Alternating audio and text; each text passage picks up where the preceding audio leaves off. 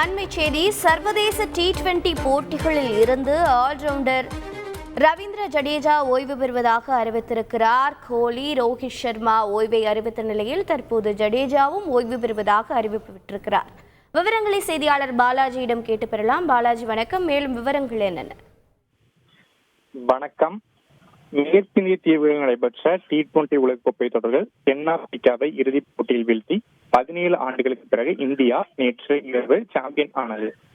இத்தகைய சூழல் அந்த போட்டி முடிந்த பிறகு இந்திய அணியின் கேப்டன் ரோஹித் சர்மாவும் நட்சத்திர வீரர் விராட் கோலியும் சர்வதேச T20 போட்டியிலிருந்து ஓய்வு பெறுவதாக அறிவித்தனர்.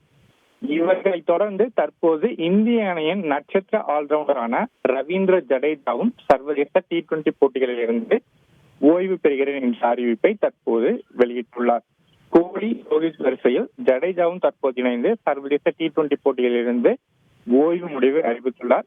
ஜடேஜாவை பொறுத்தளவுக்கு பார்த்தோம்னா ஒரு சிறந்த ஆல்ரவுண்டராக வலம் வந்தவர். குறிப்பாக அவர் ஃபீல்டிங்கிற்கே தனியாக ரசிகர் பட்டாளம் உண்டு என்று கூறலாம். அந்த அளவுக்கு களத்தில் ஒரு அபாயகரமான ஃபீல்டிங் செய்வதில் மிகச்சிறந்த வீரராக இருந்தவர்.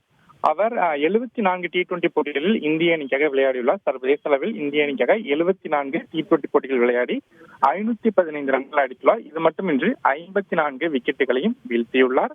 கடந்த 2009ஆம் ஆண்டு இந்திய அணிக்காக இலங்கைக்கு போட்டியில் T20 போட்டிகளில் ஜடேஜா அறிமுகமானார்.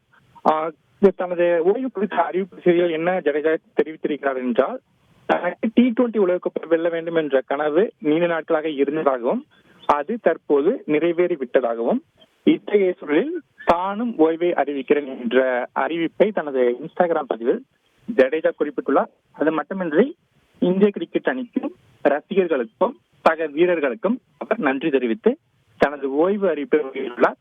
தொடர்ந்து டெஸ்ட் மற்றும் ஒருநாள் போட்டிகளில் ஜடேஜா விளையாட உள்ளார். விரிவான தகவல்களை வழங்கியதற்கு நன்றி பாலாஜி. செய்திகளை உடனுக்குடன் தெரிந்து கொள்ள உடனே சப்ஸ்கிரைப் பண்ணுங்க.